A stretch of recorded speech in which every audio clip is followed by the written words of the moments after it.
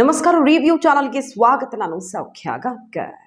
BSY ವಿರುದ್ಧ POCSO case ಹೊಸ ಆಯಾಮಗಳು ಈಗ ತೆರೆದುಕೊಳ್ಳುತ್ತಿದ್ದಾವೆ. ಸತ್ಯನ ಸುಳ್ಳ ಕಾನೂನು ಇದೆ, ಎಲ್ಲರಿಗೂ ಒಂದೇ ಸಾಬೀತಾಗತ್ತೆ, ಹೋರಾಟ ಮಾಡೋದಾಗಿ ಸವಾಲನ್ನು ಸ್ವೀಕರಿಸಿದ್ದಾರೆ ಯಡಿಯೂರಪ್ಪನವರು. ಆದರೆ ಈ ಹೊತ್ತಲ್ಲಿ ಹೊಸ ವಿಚಾರಗಳು ಏನೇನು ಈ ಕೇಸ್ ಸ್ಟಾರ್ಟ್ ಆದಾಗಿಂದ ನಡೆದಿವೆ ಅನ್ನೋದೆಲ್ಲ ತೆರೆದುಕೊಳ್ತಾ ಇರೋದು.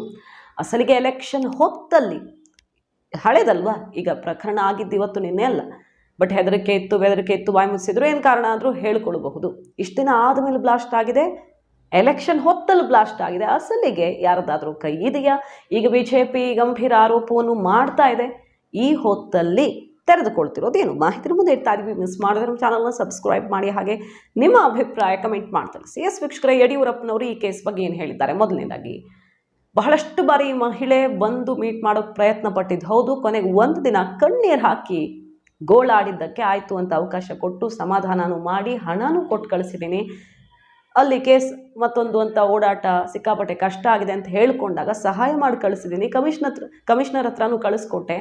ಆದರೆ ಒಬ್ರಿಗೆ ಸಹಾಯ ಮಾಡೋಕ್ಕೆ ಹೋದಾಗ ಇಂಥದ್ದು ಆಗಬಹುದು ಅಂತ ನಾನು ನಿರೀಕ್ಷೆ ಮಾಡಿರಲಿಲ್ಲ ಅಂತ ಹೇಳಿದ್ದಾರೆ ನೊಂದುಕೊಂಡು. ಅಷ್ಟೇ ಅಲ್ಲ, ಕಾನೂನು ಹೋರಾಟ ಮಾಡ್ತೀನಿ, ಇದನ್ನು ರಾಜಕೀಯ ಷಡ್ಯಂತ್ರ ಅಂತ ಕರೆಯೋಕ್ಕೂ ಹೋಗಲ್ಲ ನಾನು. ಪೊಲೀಸರು ಏನು ಮಾಡ್ತಾರೆ, ಕೇಸ್ ಪ್ರಕಾರ ನಡ್ಕೊಂಡು ಹೋಗುತ್ತೆ, ನಾನು ಹೋರಾಡ್ತೀನಿ. ಮಾಹಿತಿ ಇರೋ ಪ್ರಕಾರ ಅಥವಾ ಅಲ್ಲಿ ನನಗೆ ಅನಿಸಿದ್ದು ಮಾನಸಿಕ ಅಸ್ವಸ್ಥತೆ ಥರ ಅನ್ನೋ ರೀತಿಯದೊಂದು ಕಮೆಂಟ್ ಕೂಡ ಬಂದಿದೆ. ನನ್ನ ಮೇಲೆ ಯಾರೋ ಬೆಣ್ಣು ಮಗಳು ಕಂಪ್ಲೇಂಟ್ ಕೊಟ್ಟಿದ್ದಾಳೆ ಅಂತ ಗೊತ್ತಾಯ್ತು. ಈಗ 1.5 ತಿಂಗಳಿಂದ ಇರ್ಬೋದು. ಒಬ್ಬ ತಾಯಿ ಮಗಳು ಅನೇಕ ಸಾರಿ ಇಲ್ಲಿ ಬಂದು ಹೋಗ್ತಾ ಇದ್ರು, ನಾವು ಹತ್ರ ಸೇರಿಸ್ತಾ ಇರಲಿಲ್ಲ. ನಾನು ಒಂದ್ಸರಿ ಬರಬೇಕಾದ್ರೆ ಅವ್ರು ಕಣ್ಣೀರು ಹಾಕ್ತಾ ಇದ್ರು ಅಂತ ಹೇಳಿಬಿಟ್ಟು ಒಳಗಡೆ ಕರ್ಕೊಂಡು ಕುಂಡಿಸ್ಕೊಂಡು ಕೇಳಿದೆ, ಏನು ಸಮಸ್ಯೆ ಅಂತ. ತಾಯಿ ಮಗಳನ್ನಿಬ್ಬರು ನಮ್ಗೆ ತುಂಬಾ ಅನ್ಯಾಯ ಆಗಿದೆ, ಮತ್ತೊಂದು ಮಗದೋದು ಅಂತ ಹೇಳಿದ್ರು. ಆಮೇಲೆ ನಾನು ಪೊಲೀಸ್ ಕಮಿಷನರ್ಗೆ ಫೋನ್ ಮಾಡಿ, ಇವ್ರೇನೋ ಅನ್ಯಾಯ ಆಗಿದೆ, ಸ್ವಲ್ಪ ನ್ಯಾಯ ಒದಗಿಸ್ಕೊಡಿ ಅಂತ ದಯಾನಂದ್ಗೆ ಫೋನ್ ಮಾಡಿ ಅವ್ರನ್ನ ಇಬ್ಬರು ತಾಯಿ ಮಗಳಲ್ಲಿ ಕಳಿಸ್ಕೊಟ್ರು. ಅದಾದ್ಮೇಲೆ ನನ್ನ ಮೇಲೆ ಏನೋ ಮಾತಾಡೋಕೆ ಶುರು ಮಾಡಿದ್ರು. ಅಲ್ಲೇನೆ ನಾನು ಹೇಳಿದೆ, ಇದು ಯಾಕೋ ಆರೋಗ್ಯ ಮನುಷ್ಯನ ಸರಿ ಇದ್ದಂಗೆ ಕಾಣಲ್ಲ, ಹೆಚ್ಚು ಮಾತಾಡೋ ಉಪಯೋಗ ಇಲ್ಲ ಅಂತ ಹೇಳ್ಬಿಟ್ಟು ನಾನು ಅವರನ್ನ ಪೊಲೀಸ್ ಕಮಿಷನರ್ ಕಳಿಸ್ಕೊಟ್ಟೆ. ಪೊಲೀಸ್ ಕಮಿಷನರ್ ಈಗ G. ಪರಮೇಶ್ವರ್ ಅವರು, ಗೃಹ ಸಚಿವರು ಕೂಡ ಅದನ್ನೇ ಹೇಳಿದ್ದಾರೆ. ಕೆಲವರು ಹೇಳ್ತಿದ್ದಾರೆ ಮಾಹಿತಿ ಪ್ರಕಾರ ಆಕೆ ಮಾನಸಿಕ ಅಸ್ವಸ್ಥೆ ಅನ್ನೋ ಸ್ಟೇಟ್ಮೆಂಟು ಇದೆ ಅಂತ. ಅಧಿಕೃತವಾಗಿ ಮಾನಸಿಕ ಅಸ್ವಸ್ಥೆ ಅಂತ ಹೇಳ್ತಾ ಇಲ್ಲ, ಬಟ್ ಆ ಥರದ ಸುಳಿವನ್ನ ಕೊಡ್ತಾ ಇದ್ದಾರೆ. ಮುಂದೇನು ಹಾಗಾದ್ರೆ? ಕೇಸ್ ಬಿದ್ದಿದೆ, FIR ಆಗಿದೆ, ಪೋಕ್ಸೋ ಅಡಿಯಲ್ಲಿ ಎದುರಿಸಲೇಬೇಕು. ಇದು ಖಂಡಿತ ಎಲೆಕ್ಷನ್ ಹೊತ್ತಲ್ಲಿ ಮೋದಿ ಅವರು ನಾಳೆ ಬರ್ತಿದ್ದಾರೆ ಅಂದಾಗ ಇವತ್ತು ಕೇಸ್ ಬಿದ್ದಿರೋದಿದೆಯಲ್ಲ, ಒಂಥರ ಸಂಕಷ್ಟದ ಪರಿಸ್ಥಿತಿ. ಅವ್ರ ಜೊತೆ ಸ್ಟೇಜ್ ಶೇರ್ ಮಾಡೋಕ್ಕೂ ಕಷ್ಟ, ಮಾಡದೇ ಇದ್ರೆ ಯಡಿಯೂರಪ್ಪನವ್ರನ್ನ ಕಡೆಗಣಿಸಿದ್ರು ಈ ವಯಸ್ಸಲ್ಲಿ ಅನ್ನುವಂಥ ಸಂಕಷ್ಟ. ಏನು ಮಾಡಿದ್ರು ಇಕ್ಕಟ್ಟು ಅನ್ನೋ ಸ್ಥಿತಿಯಲ್ಲಂತೂ ಸಿಕ್ಕಾಕೊಂಡಿದೆ BJP. ಕರ್ನಾಟಕದಲ್ಲಿ ಪಕ್ಷಗಳು, ಕಾಂಗ್ರೆಸ್ ಅಥವಾ ಬೇರೆ ಪಕ್ಷಗಳು ಅದನ್ನು ಅಸ್ತ್ರ ಮಾಡ್ಕೊಳ್ತಾವೋ ಇಲ್ವೋ? ಹಿರಿಯ ರಾಜಕಾರಣಿ, ಇಲ್ಲಿ ವೈಯಕ್ತಿಕವಾಗಿ ಒಂದು ಒಳ್ಳೆ ನಂಟಿದೆಯಲ್ಲ ರಾಜಕಾರಣಿಗಳ ನಡುವೆ, ಹಾಗಾಗಿ. ಆದರೆ ಬೇರೆ ರಾಜ್ಯಗಳಲ್ಲಿ ಮಮತಾ ಬ್ಯಾನರ್ಜಿ ಅಥವಾ ಬೇರೆ ಬೇರೆ ರಾಜ್ಯಗಳಲ್ಲಿ ಇದು ಅಸ್ತ್ರ ಆಗುತ್ತೆ ಅನ್ನೋದೆಲ್ಲ ತಲೆನೋವಿದೆ BJPಗೆ. ಇದ್ರ ನಡುವೆ ತೆರೆದುಕೊಳ್ತಿರೋ ಹೊಸ ಆಯಾಮ ನೋಡಿ. ಈ ಮಹಿಳೆ ತನ್ನ ಮಗಳ ಮೇಲೆ ದೌರ್ಜನ್ಯ ಆಗಿದೆ, ಲೈಂಗಿಕವಾಗಿಯೇ ದೌರ್ಜನ್ಯ ಆಗಿದೆ ಅಂತ ನ್ಯಾಯ ಕೇಳೋದಕ್ಕೆ ಹೋಗಿರೋದು. ಬೇರೆ ಬೇರೆಯವರ ಗಣ್ಯರ ಬಳಿ ಹೋಗಿದ್ದಾರೆ, ನನಗೆ ಪೊಲೀಸರು ನ್ಯಾಯ ಕೊಡಿಸ್ತಿಲ್ಲ ಅಂತನೋ, ಅಥವಾ ಈ ಕೇಸ್ಗೆ ಬಲ ಬರುವಂತೆ ನೋಡಿಕೊಳ್ಳಿ, ನಮ್ಮಂಥವ್ರು ಹೇಗೆ ಹೋರಾಟ ಮಾಡೋದು, ಕಾನೂನು ಇನ್ಯಾರಿಗಿರೋದು ಅಂತ ನ್ಯಾಯ ಕೇಳೋಕೆ ಹೋಗಿದ್ದಾರೆ. ನ್ಯಾಯ ಕೇಳೋಕೆ ಹೋದಾಗ ಯಡಿಯೂರಪ್ಪನವರು ಅನುಚಿತ ವರ್ತನೆ ಅಂತಲ್ವಾ ಇಲ್ಲಿ ದೂರು ಕೊಟ್ಟಿರೋದು. 17 ವರ್ಷದ ಮಗಳಿಗೆ ಸಂಬಂಧಪಟ್ಟಂತೆ. ಈಕೆ ಹಿಂದೆ ಯಾರ್ಯಾರ ಮೇಲೆ ಕೇಸ್ ಕೊಟ್ಟಿದ್ದಾರೆ? 1-2 ಪ್ರಕರಣ ಅಲ್ಲ, ಹುಬ್ಬೇರಿಸುವಂತಿದೆ ಹಿಸ್ಟರಿ. 2015ರಲ್ಲೇನೋ ಶುರುವಾಗುತ್ತೆ ಈ ಪ್ರಕರಣ. ಅಂದರೆ ಮಗಳ ಮೇಲೆ ತಮ್ಮ ಸಂಬಂಧಿಕರಿಂದಾನೇ ದೌರ್ಜನ್ಯ ಆಗಿದೆ ಅನ್ನುವಂಥ ಕೇಸ್. ಆ ಕೇಸನ್ನು ದಾಖಲಿಸ್ತಾರೆ. ಇದ್ಯಾವುದು ಸುಳ್ಳು ಸತ್ಯ ಅನ್ನೋದನ್ನು ನಾವು ಹೇಳ್ತಿಲ್ಲ, ಬಟ್ ಯಡಿಯೂರಪ್ಪನವರು ವಿರುದ್ಧ FIR ಆಗ್ತಾ ಇದ್ದ ಹಾಗೆ ಹೊರಗಡೆ ಬರ್ತಿರುವಂಥ ವಿಚಾರಗಳಿವು. ಈಕೆ ಮಗಳ ವಿರುದ್ಧ ನಡೆದ ದೌರ್ಜನ್ಯದ ಬಗ್ಗೆ ಕೇಸ್ ದಾಖಲಿಸ್ತಾಳೆ. ಆಮೇಲೆ ಮನೆ ಕೆಲಸದವರು ಇಂತಿಂಥ ವಸ್ತುಗಳನ್ನು ಕಳುವು ಮಾಡಿದ್ದಾರೆ, ಅಂತಹ ಕೇಸ್ ದಾಖಲಾಗಿರೋದಿದೆ. ಅಲೋಕ್ ಕುಮಾರ್ ಅವ್ರ ವಿರುದ್ಧ ಮತ್ತು ಸ್ಟೇಷನ್ನ 4 ಜನ ಮಹಿಳಾ ಸಿಬ್ಬಂದಿ, ಪುರುಷ ಸಿಬ್ಬಂದಿನೂ ಸೇರಿಕೊಂಡು ಅವಾಚ್ಯವಾಗಿ ನಿಂದಿಸಿ ಹಲ್ಲೆ ಮಾಡಿ ಗಾಯ ಮಾಡಿದ್ದಾರೆ ಅನ್ನುವಂಥ ದೂರಿದೆ. ಭಾಸ್ಕರ್ ರಾವ್ ಅವರ ವಿರುದ್ಧ ಕೂಡ ಆರೋಪ ಮಾಡಿರೋದು.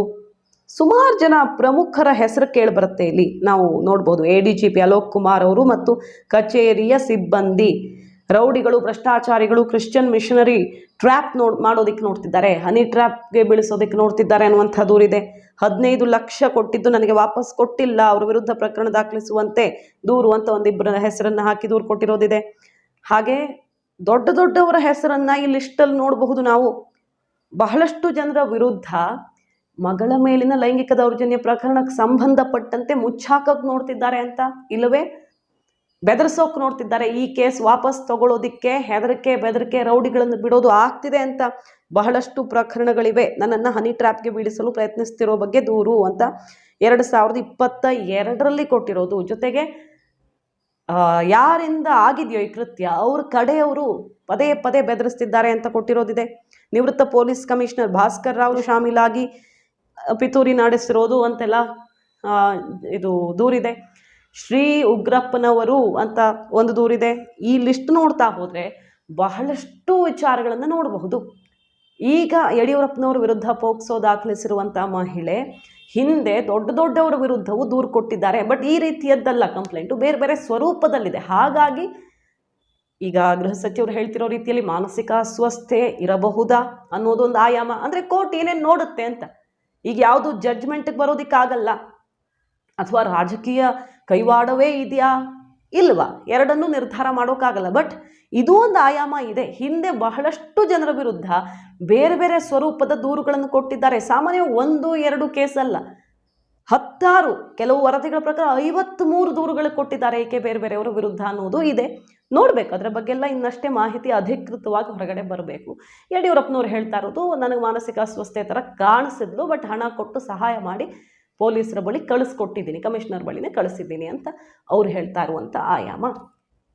ಈಗ ನೋಡಿ, ಕರ್ನಾಟಕ ರಾಜಕಾರಣಕ್ಕೆ ಸಂಬಂಧಪಟ್ಟಂತೆ ಯಡಿಯೂರಪ್ಪನವರು ಸಂಪೂರ್ಣವಾಗಿ ಗೆದ್ದು ಬಂದಿರೋದು. ಹೈಕಮಾಂಡಿಂದ ತಾನಂದುಕೊಂಡ ಪಟ್ಟಿಯನ್ನೇ ಫೈನಲ್ ಮಾಡಿಸ್ಕೊಂಡು ಬಂದಿದ್ದಾರೆ. ಶೋಭಾ ಕರಂದ್ಲಾಜೆ ಅವರ ಹೆಸರು ಫೈನಲ್ ಮಾಡೋದಿರಬಹುದು, ಯದುವೀರ್ ಅವರ ಹೆಸರು ಫೈನಲ್ ಮಾಡಿದ್ದಿರಬಹುದು, ದಕ್ಷಿಣ ಕನ್ನಡದ ಟಿಕೆಟ್ ಇರಬಹುದು. ಪುತ್ತಿಲ ಅವರನ್ನು ಪಕ್ಷಕ್ಕೆ ಸೇರ್ಪಡೆ ಯಾರೂ ಊಹೆ ಮಾಡಿರಲಿಲ್ಲ. ಅವರು ಬಂಡಾಯ ಸ್ಪರ್ಧೆ ಫಿಕ್ಸ್ ಅಂತಲೇ ಹೇಳಲಾಗಿತ್ತು. ಪಕ್ಷಕ್ಕೆ ಸೇರ್ಪಡೆಯಾಗಿದ್ದಾರೆ. ಜನಾರ್ದನ್ ರೆಡ್ಡಿ ಅವರನ್ನು ಅಮಿತ್ ಶಾ ಅವರು ಮೀಟ್ ಮಾಡಿದ್ದಾರೆ. ಜಗದೀಶ್ ಶೆಟ್ಟರ್ ಬೆಳಗಾವಿ ಸ್ಪರ್ಧೆ ಮಾಡೋದಕ್ಕೆ ಒಪ್ಪಿಕೊಂಡಿದ್ದಾರೆ. ಸೊ ಬಂಡಾಯ ಎಲ್ಲೆಲ್ಲಿ ತೀವ್ರ ಸ್ವರೂಪದ್ದು ಅಂತ ಅಂದುಕೊಳ್ಳಲಾಗಿತ್ತು ಎಲ್ಲವನ್ನು ರಾತ್ರಿ ಸರಿ ಮಾಡೋ ಪ್ರಯತ್ನ ಆಗಿದೆ ವಿಜಯೇಂದ್ರ ಯಡಿಯೂರಪ್ಪನವರಿಂದ. ರಾಜ್ಯ ಬಿಜೆಪಿ ಟಿಕೆಟ್ ವಿಚಾರಕ್ಕೆ ಸಂಬಂಧಪಟ್ಟಂತೆ ಈ ಸಲ ಮೋದಿ ಅಮಿತ್ ಶಾ ಹೆಚ್ಚು ತಲೆ ಕೆಡಿಸ್ಕೊಳ್ಳದೆ ಯಡಿಯೂರಪ್ಪನವ್ರ ಮೇಲೆ ಬಿಟ್ಟಿದ್ದಾರೆ. ಅಷ್ಟರ ಮಟ್ಟಿಗೆ ಸ್ವಾತಂತ್ರ್ಯ ಕೊಟ್ಟಿದ್ದಾರೆ, ಬಲವನ್ನು ತುಂಬಿದ್ದಾರೆ. ತುಮಕೂರು ಸೋಮಣ್ಣವ್ರಿಗೆ ಅವರು ಬೇಜಾರು ಮಾಡಿಕೊಂಡ್ರು. ವಿಧಾನಸಭಾ ಚುನಾವಣೆ ಫಲಿತಾಂಶದ ಎಫೆಕ್ಟ್, ಅವ್ರಿಗೆ ಟಿಕೆಟ್ ಕೊಡಿಸುವಲ್ಲಿ ಯಶಸ್ವಿ ಆದರೂ ಮಾಧುಸ್ವಾಮಿ ಅವರು ಒಂದು ಹಂತಕ್ಕೆ ಸಮಾಧಾನ ಮಾಡಿರೋದು. CT ರವಿ ಅವರು ಎಷ್ಟೇ ಬೇಜಾರಿರಬಹುದು, ಪಕ್ಷ ಸೇರ್ಪಡೆ ಬೇರೆ ಬೇರೆ ನಾಯಕರ ಪಕ್ಷ ಸೇರ್ಪಡೆ ಕಾರ್ಯಕ್ರಮದಲ್ಲಿ CT ರವಿ ಅವರು ಕಾಣಿಸ್ಕೊಂಡಿದ್ದಾರೆ. ಅಷ್ಟರ ಮಟ್ಟಿಗೆ ಡ್ಯಾಮೇಜ್ ಕಂಟ್ರೋಲ್ ಮಾಡುವ ಪ್ರಯತ್ನ ಆಗಿದೆ. ಯಾರು ಈ ಸಲ ಟಿಕೆಟ್ ಫೈನಲ್ ಆಗಿದ್ದನ್ನು ನೋಡಿದ್ರೆ ಬಿಜೆಪಿಗೆ ಕಷ್ಟ ಇದೆ ಅನ್ನೋ ಥರನೇ ಅನಿಸ್ತಾ ಇದ್ದದ್ದು. ಚಿತ್ರಣವನ್ನೇ ಬದಲಿಸೋ ಪ್ರಯತ್ನ ತಂದೆ ಮಗನಿಂದ ಆಗಿದೆ. ಈ ಹೊತ್ತಲ್ಲಿ ಬಿದ್ದಿರೋ ಪೆಟ್ಟಿದೆಯಲ್ಲ, ಅದು ಹಲವು ಅನುಮಾನಗಳಿಗೆ ದಾರಿ ಮಾಡಿಕೊಡ್ತಿರೋದು.